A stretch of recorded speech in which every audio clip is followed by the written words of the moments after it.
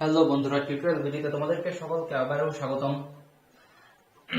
আজকে আমরা আলোচনা করব পদার্থবিজ্ঞানের দ্বিতীয় অধ্যায়ের গতির পরন্ত বস্তু সূত্র নিয়ে। পরন্ত বস্তু সূত্রগুলো কিরকম ছিল আমরা জানি। নিউটনের পরন্ত বস্তু সূত্র ছিল, গ্যালিলিওর পরন্ত বস্তু সূত্র ছিল। সেই সূত্রগুলো আমি প্রথম টিউটোরিয়ালে দেখিয়েছি যে একটা বস্তুকে যদি উপর থেকে নিচে নিক্ষেপ করা হয়, মানে পড়তে থাকে, তাহলে সমান সমান সমান্তরাল অতিক্রম করবে যদি বাধাহীন পথে দেওয়া হয়। আর 2 নম্বর সূত্র ছিল এরকম যে যদি বেগ একটা নির্দিষ্ট বেগ সময় পর পর সবসময় সমানুপাতিক হয়। এবং 3 নম্বর সূত্রটা ছিল যে অতিক্রান্ত দূরত্ব সবসময় সময়ের বর্গের সমানুপাতিক হয়।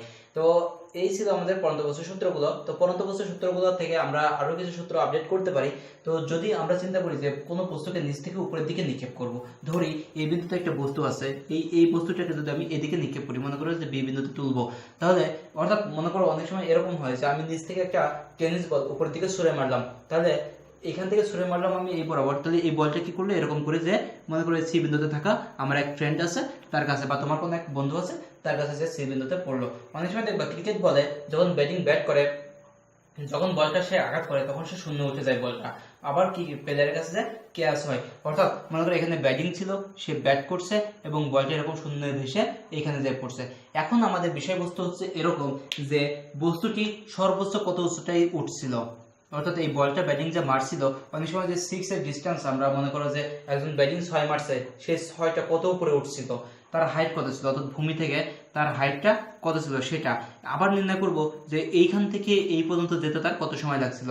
অর্থাৎ একটা বস্তুকে যদি আমি উপরের দিকে নিক্ষেপ করি, অর্থাৎ খাড়া উপরের দিকে নিক্ষেপ করি, তাহলে বস্তুটি উপরে উঠে আবার নিচে নামতে তার কত সময় লাগবে, অর্থাৎ উঠতে কত সময় লাগবে, নামতে তার কত সময় লাগবে।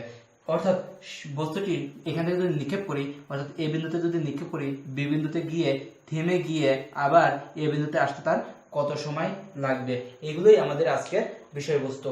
তাহলে আজকে আমরা আলোচনা করব বস্তুটির সর্বোচ্চ উচ্চতা নিয়ে, বস্তুর বিচরণ কাল নিয়ে। আসলে বিচরণ কাল কি সেটা আমাদের জানতে হবে।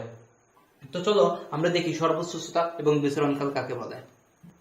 দেখো, সর্বোচ্চ উচ্চতা বলতে সেটাই বোঝায় যে আমি মনে করো যে এই বিন্দু থেকে একটা বলকে উপরের দিকে নিক্ষেপ করলাম, বলটা কি উঠতেই থাকতেছে, উঠতে উঠতে উঠতে উঠতে কোন এক বিন্দুতে গিয়ে সে কি হলো, থেমে গেল। অর্থাৎ এখানে যাওয়ার পরে সে আর উপরের দিকে উঠতেছে না। তাহলে এই যে এখানে যে থেমে গেছে, তার মানে কি আমরা তখন বুঝে নেব যে বস্তুটি এই উচ্চতায় উঠতে পারে, এর আর নিচে মানে এর উপরে আর উঠবে না। তাহলে এটাকে আমরা বলবো তখন সর্বোচ্চ উচ্চতা। এখন এটাই হচ্ছে তাহলে সর্বোচ্চ উচ্চতা কি, যে আমরা একটা বস্তুকে নিক্ষেপ করলাম, সর্বোচ্চ যে উচ্চতায় উঠবে আর যেখানে গিয়ে তার বেগ কি হয়ে যাবে, শূন্য হয়ে যাবে। অর্থাৎ যেখান থেকে আবার বস্তুটি নিচের দিকে নামতে শুরু করবে, তাহলে সেটাকে বলছি আমরা সর্বোচ্চ উচ্চতা। এখন যদি বলা হয় যে বিচরণকাল কি, বিচরণকাল হচ্ছে এই দেখো যে এই অবস্থান থেকে একটা বস্তুকে আমি উপরের দিকে নিক্ষেপ করেছিলাম, বি বিন্দুতে গিয়ে সে কি হয়ে গেছিল, স্থির হয়ে গেছিল। তার মানে কি ওখানে গিয়ে তার বেগ 0, অর্থাৎ ওখান থেকে সে আর উপরের দিকে উঠতে পারে না, সে ওখান থেকে নিচে নামতেছে। তার মানে কি এ বিন্দুতে বি বিন্দুতে যেতে তার একটা সময় লাগছে, সেটা আমরা ধরে নিলাম টি সময় লাগছে। তাহলে উপরে উঠতে লাগছে তার টি সময়। এখন যদি তার নামতেও কি কত সময় লাগবে, ওই একই সময় লাগবে। তাহলে এই উপরে উঠতে সময় লাগতেছে টি, নামতেও সময় লাগতেছে টি, তাহলে এই দুইটি যোগ করলে আমরা যে বড় টি পাবো সেটাই হবে আমাদের বিচরণকাল। তাহলে আমরা যদি কোনো একটা বস্তুকে উপরের দিকে নিক্ষেপ করি, সেই বস্তুটি কত সময় শূন্যে ভাসবে সেটাই হবে তার বিচরণকাল, কত সময় শূন্য থাকবে। দেখো এখান থেকে নিক্ষেপ করছিলাম, বি বিন্দু থেকে গিয়ে আবার এ বিন্দুতে ফিরে আসতেছে। তার মানে কি, তার মানে হলো এরকম যে টি সময় সে উপরে উঠতেছে এবং বাকি টি সময় সে নিচে নামতেছে। অর্থাৎ এ বিন্দুতে থেকে নিক্ষিপ্ত হওয়ার পরে পুনরায় বি বিন্দু হয়ে ঘুরে আবার এই বিন্দুতে আসতে তার যে সময় লাগবে সেটা হবে তার বিচরণকাল। তাহলে আমরা বুঝতে পারছি যে সর্বোচ্চ উচ্চতা এবং বিচরণকাল। এখন দেখো এই যে সর্বোচ্চ উচ্চতায় উঠতে সময়, এটা একটা অঙ্ক আছে, আবার সর্বোচ্চ উচ্চতা এটাও একটা অঙ্ক আসতে পারে। বিচরণকাল অর্থাৎ সে এ বিন্দু থেকে বি বিন্দুতে গিয়ে আবার বি বিন্দুতে আসতে কত সময় লাগবে, এরকম অনেকগুলো অঙ্ক আমাদের পরীক্ষায় আসে। তো চলো আমরা সেই সূত্রগুলো আগে দেখে নেই। দেখো, পরন্ত বস্তুর সমীকরণ আমরা এরকম জানি, h = ut plus half Z square. তো যেহেতু বস্তুটি আমি উপরের দিকে নিক্ষেপ করতেছি, এজন্য এখানে কি হয়েছে, মাইনাস দেওয়া হয়েছে। এখন দেখো আমি যখন এ বিন্দু থেকে বস্তুটি নিক্ষেপ করব, তখন এ বিন্দুতে বস্তুটি কি ছিল, স্থির ছিল। তার মানে কি আদিবেগ তার 0 ছিল। তাহলে আদিবেগ যদি 0 থাকে, তাহলে এই ক্ষেত্রে আমাদের যে সর্বোচ্চ উচ্চতায় উঠতেছে, সেই সর্বোচ্চ উচ্চতায় উঠতে যে মানে সর্বোচ্চ উচ্চতা, অর্থাৎ এখানে মনে করো যে সর্বোচ্চ উচ্চতা যেটা হবে, সেই উচ্চতাটা আমরা কি লিখতে পারি, h = হাফ জি টি স্কয়ার। তো এখন দেখো এখানে যদি আমরা প্লাসও ধরি তাতেও কোনো সমস্যা নেই, কারণ কি আমাদের এইচ এর মান কখনো নেগেটিভ হতে পারে না, অর্থাৎ উচ্চতা কি কখনো ঋণাত্মক হতে পারে, উচ্চতা ঋণাত্মক হতে পারে না। তার মানে কি আমাদের সর্বোচ্চ উচ্চতার ক্ষেত্রে আমরা নিচ থেকে নিক্ষেপ করি আর উপর থেকে ধরি, নিচ থেকে নিক্ষেপ করে মনে করি এই পর্যন্ত উঠছে, এখন বস্তুটা কি আবার উপর থেকে পড়বে না, তো আমরা উপর থেকে পড়ার ক্ষেত্রে ধরে নিলাম যে প্লাস, তাহলে সেই ক্ষেত্রে আমাদের ইউ এর মান কত, এখানেও কিন্তু আদিবেগ স্থির হয়ে যাচ্ছে। তার মানে কি এখান থেকে যখন বস্তুটি পড়া শুরু করতেছে, অর্থাৎ বি বিন্দুতে যাওয়ার পরে যখন বস্তুটি পড়া শুরু করতেছে তখন তো তার আদিবেগ 0 ছিল। তার মানে কি আদিবেগ 0 থাকার কারণে আমাদের এখানে ইউ এর মান 0 হয়ে গেল। এইচ ইকুয়াল টু কত হলো, হাফ জিটি স্কয়ার। যদি বলা হয় যে বস্তুটি সর্বোচ্চ উচ্চতায় উঠতে টি সময় লাগে, তাহলে আমাদের এইচ এর মান আমরা লিখবো H equal to half GT square. এখন যদি বলা হয় যে বস্তুটি সর্বোচ্চ উচ্চতায় উঠতে সময় কত, তাহলে এখান থেকে দেখো টি এর মান আমরা লিখতে পারবো এই 2 দিয়ে এইচ গুণ করব, 2h জি ভাগ হয়ে যাবে আর ইকুয়াল টু টি স্কয়ার। তো স্কয়ার যদি এই পাশে দেই তাহলে কি হবে, এই পাশে এসে রুট হয়ে যাবে, তাহলে T equal to root over 2h ভাগ জি। যদি বলা হয় যে একটি বস্তুকে নিচ থেকে উপরে নিক্ষেপ করলাম, বস্তুটি 50 মিটার উপরে উঠলো, তাহলে সময় টি এর মান কত বের করো, তাহলে অর্থাৎ এ থেকে বি বিন্দু পর্যন্ত 50 মিটার আছে, সেটা টি সময় আমরা যদি বের করি তাহলে T equal to root over 2h ভাগ জি। এটা হচ্ছে সর্বোচ্চ উচ্চতায় উঠতে সময়। এখন যদি বলা হয় বিচরণকাল কত, বিচরণকাল তাহলে কি হবে দেখো তো, এখানে যদি আমরা বলি সর্বোচ্চ উচ্চতায় উঠতে এরকম সময় লাগে রুট ওভার 2h ভাগ জি, তাহলে নামতেও তো এরকম সময় লাগবে রুট ওভার 2h ভাগ জি। তাহলে একটা বস্তু যদি উচ্চতা দেওয়া থাকে, এখানে 50 মিটার উচ্চতা দেওয়া আছে, অর্থাৎ তাহলে আমাদের কত একটা বস্তুকে নিক্ষেপ করলাম এ বিন্দু থেকে, সেটা বি বিন্দুতে গেল, আবার পুনরায় এই বিন্দুতে ফিরে আসলো, তাহলে মোট সময় লাগবে কত, একটা প্রথমে টি বের করব রুট ওভার 2h ভাগ জি, পরে আবার টি বের করব একই রকম 2h ভাগ জি। তো আমাদের বড় টি অর্থাৎ বিচরণকাল টি ইকুয়াল টু কত হবে, t1 প্লাস t2। তো t1 কত উঠতে সময় এবং t2 হচ্ছে নামতে সময়। তাহলে এখান থেকে আমাদের যে ক্যালকুলেশন হবে সেই ক্যালকুলেশন করলে আমাদের বিচরণকালের সমীকরণ পাবো। তাহলে আশা করি সর্বোচ্চ উচ্চতা এবং বিচরণকালের সমীকরণ বুঝতে পারছো। তো চলো আমরা এখন কয়েকটা অঙ্ক দেখি। এখানে একটা অঙ্ক আছে যে ঊর্ধ্বগামী একটি বেলুন থেকে একটি পাথর ফেলে দেওয়া হলো, ঊর্ধ্বগামী একটি বেলুন থেকে একটি পাথর ফেলে দেওয়া হলো, পাথরটি ফেলার সময় বেলুনটি ভূমি হতে 1764 মিটার উচ্চতে ছিল, পাথরটি 20 সেকেন্ড পর ভূমিতে পৌঁছালো, তাহলে পাথরটি ফেলার সময় বেলুনের বেগ কত ছিল। দেখো এখানে বেলুনের বেগটা আমাদের বের করতে হবে, তাহলে বেলুনের বেগটা বের করার সময় যেটা করতে হবে, দেখো বেলুনটা কি উপরের দিকে উঠতেছিল, তার মানে কি এই বিন্দুতে মনে করো যে বেলুনটা পাথর ছেড়ে দিয়েছে, তার মানে কি এখানে পাথর যে বেগে পড়া শুরু করছে সেই বেগটা ছিল কি বেলুনের ঊর্ধ্বগামী বেগ, অর্থাৎ বেলুনের ঊর্ধ্বগামী বেগ আর পাথরের এই মুহূর্তের যে বেগটা ছিল সেটা একই রকম বেগ ছিল।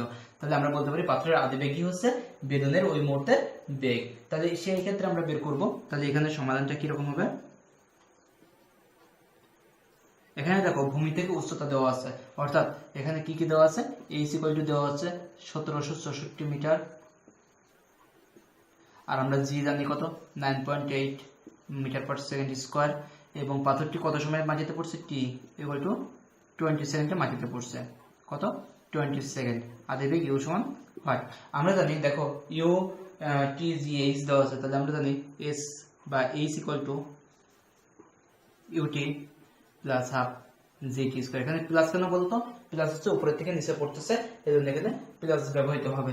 তাহলে এইচ এর মান দেওয়া আছে 1764,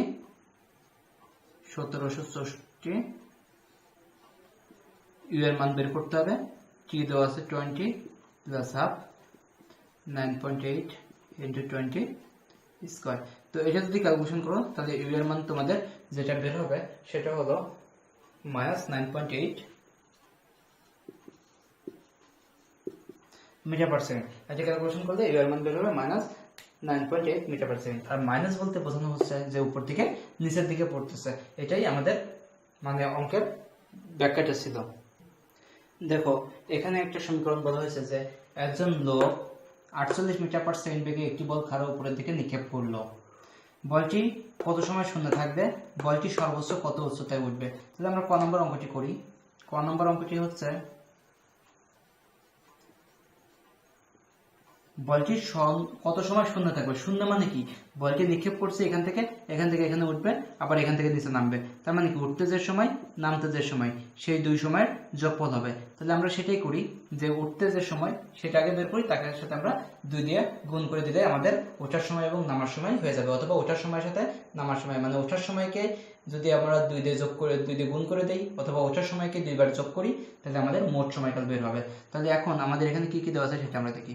ইউ দেওয়া আছে 48 মিটার পার সেকেন্ড, জি এর মান আমরা জানি 9.8 মিটার পার সেকেন্ড স্কোয়ার। এখন খাড়া উপরের দিকে নিক্ষেপ করা হয়েছে, কিন্তু কত সময় শূন্য থাকবে। দেখো, যখন উপরে উঠতে উঠতে সে একটা নির্দিষ্ট বিন্দুতে উঠে আর কিন্তু উঠবে না, তার মানে কি, তার শেষ বেগ কত হবে, ভি ইকুয়াল টু 0 হয়ে যাবে, 0 মিটার পার সেকেন্ড। তাহলে আমরা এখন জানি সমীকরণ কি জানি, ভি সমান ইউ মাইনাস জি টি। এখানে মাইনাস কেন হলো, যেহেতু নিচ থেকে উপরের দিকে নিক্ষেপ করা হচ্ছে, নিচ থেকে উপরের দিকে নিক্ষেপ করার জন্য V equal to U minus G T. তাহলে এখানে ভি এর মান 0, তাহলে এখন আমরা লিখতে পারি ইউ এর মান হচ্ছে 48, জি 9.8 ইন্টু টি। অর্থাৎ আমরা যদি এখন এটা ভাগ করে দেই, তাহলে টি ইকুয়াল টু হবে 48 ভাগ 9.8 এত সেকেন্ড, 9.8 সেকেন্ড। তাহলে এখন যদি আমরা বের করি, তাহলে এটা হবে কত, 4.9 সেকেন্ড। তাহলে এটা হবে 4.9 সেকেন্ড। তাহলে বড় টি ইকুয়াল টু কত হবে, বড় টি ইকুয়াল টু টি যোগ টি, অর্থাৎ 4.9 যোগ 4.9 ইকুয়াল টু কত হবে, 8 বা 9.8 মিটার পার শুধু সেকেন্ড, 9.8 সেকেন্ড। তাহলে সে উঠতে এবং নামতে তার সময় লাগবে কত, 9.8 সেকেন্ড। তাহলে দেখো, আমাদের এখানে বলা হয়েছে যে বস্তুটি সর্বোচ্চ কত সময় শূন্য থাকবে, 9.8 সেকেন্ড সে শূন্য থাকবে, কারণ উঠতে তার 4.9 সেকেন্ড লাগে এবং নামতে 4.9 সেকেন্ড লাগে। তাহলে দুইটা যোগ করলে 4 4 8 আর 9 9 1.8 হয়, জাস্ট যোগ করে দিলাম, তাই হয়ে গেল। এখন দেখো 2 নম্বর কন্ডিশনে বলা বলটি সর্বোচ্চ কত উচ্চতায় উঠবে। তাহলে বলটি সর্বোচ্চ কত উচ্চতায় উঠবে, তাহলে আমরা জানি h equal to UT half GT square. তো এই সমীকরণটা আমরা জানি। তো এখানে আমাদের কিন্তু কি টাইম দেওয়া নেই। তাহলে দেখো, আমরা আরেকটা সমীকরণ জানি, ভি স্কয়ার সমান ইউ স্কয়ার মাইনাস 2জি এইচ। তাহলে এই সমীকরণ থেকে কিন্তু আমরা সহজেই কি লিখতে পারি, দেখো আমাদের এখানে ভি এর মান কত, 0, আমাদের এখানে ভি সমান 0, ইউ সমান হচ্ছে 48 আর জি সমান কত, 9.8। আমরা এগুলো জানি। তাহলে এখন এই ক্ষেত্রে আমাদের কি হবে, ইউ এর মান কত, 48, তাহলে 48 স্কয়ার মাইনাস 2জি এইচ। তাহলে এক্ষেত্রে আমরা দেখো এইচ ইকুয়াল টু কত পাবো, 48 স্কয়ার ভাগ 2জি, অর্থাৎ 2 দিয়ে 9.8 48 স্কয়ার করে যদি আমরা এটা করি, তাহলে 117.65 আসবে। তোমরা করে নিবা, 117.65 এত মিটার উচ্চতায় বস্তুটি উঠেছিল, অর্থাৎ বস্তুটির সর্বোচ্চ উচ্চতা এত মিটার হয়েছে। তাহলে আশা করি তোমরা এই সর্বোচ্চ উচ্চতা এবং কত সময় উপরে থাকবে, কত সময় শূন্য থাকবে বল, উঠতে এবং নামতে কত সময় লাগবে, বিচরণকাল কত, এই টাইপের অঙ্কগুলো তোমরা সব করতে পারবা। তো আমার ভিডিওটি যদি ভালো লাগে তোমরা সাবস্ক্রাইব করো আর শেয়ার করো, কমেন্ট করো, জানাও কেমন লাগলো। আজকে এই পর্যন্তই, তোমরা সবাই ভালো থাকো সেই শুভকামনায়। আল্লাহ হাফেজ।